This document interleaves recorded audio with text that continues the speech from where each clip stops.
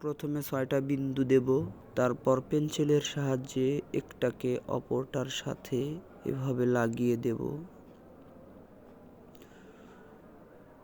পেন্সিলের সাহায্যে ধীরে ধীরে মনোযোগের সাথে আমরা পবিত্র কুরআন মাজিদের চিত্রটা অঙ্কন করব। মনোযোগ সহকারে চিত্র অঙ্কন করলে খুব সহজে অঙ্কন করা যায়। কৌশলে আঁকলে সব কিছুই সহজে এবং সুন্দরভাবে অঙ্কন করা যায়।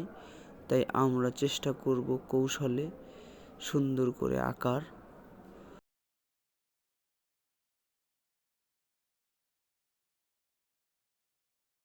ভিডিওটি ভালো লাগলে একটি লাইক দিবেন এবং কমেন্ট করে জানাবেন কেমন হয়েছে, এবং নিয়মিত এরকম ভিডিও পেতে চ্যানেলটাকে সাবস্ক্রাইব করে রাখবেন। ধন্যবাদ।